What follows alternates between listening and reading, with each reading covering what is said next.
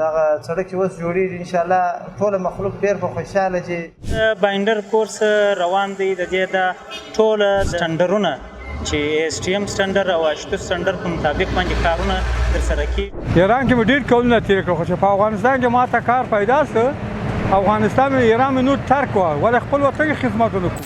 د سترګو تور د زړه ټکور شیرین هېواد زموږ ټولو کور ساتنه یې راباندې وو. د کندهار ښار د پرمختګ او ښاري پراختیا په لړ کې یو بل مهم او ستر پراختیایي ګام کندهار ښاروالي د اوومې ناحیې اړوند د پنجوایي دوراهي سړک د دوهم فاز د قریزي چارې په چټکۍ سره روانې ساتلې دي. هغه سړک چې د ښار د ګڼې ګوڼې د کمښت د ترافیکو د اسانتیا او د ښاري ښکلا په موخه په اساسي ډول رغول کیږي.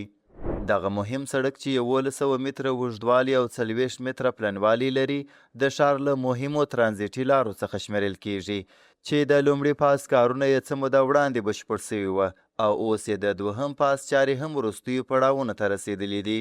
ټاکل سوی ده چې یاد سړک به ډېر ژر په بشپړ ډول د عامو ښاریانو لپاره د ګټې اخیستنې لپاره پرانیستل سي.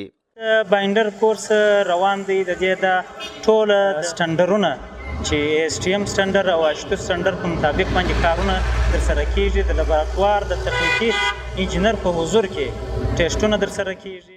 پر دې ستره پراختیایي پروژه شاوخوا 20 میلیونه افغانۍ لګښت راغلی چې د کندهار ښاروالۍ له انکشافي بودیجې څخه تمویل سوی دی.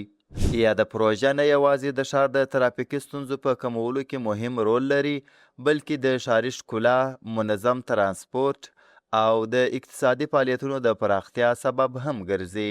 همداراز د دې پروژې د تطبیق پر مهال هره ورځ په سلهاوو تنو هیوادوالو ته د کار زمینه برابره سوې وه.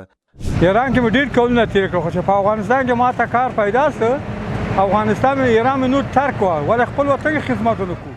د سیمې اوسیدونکو او د دې لارې تلونکو کسانو د یاد سړک له پراخېدو او اساسي رغېدو څخه خوښي څرګنده کړې او دا یې د ښاري خدمتونو او اسانتیاو لپاره یو مهم ګام بللی دی. دغه سړک چې اوس جوړېږي انشاءالله ټوله مخلوق ډېر په خوشحاله چې کومې ستونزې اوس نه رامنځته کېږي د ټکر څخه ډېر وساتل شوله ده انسانان.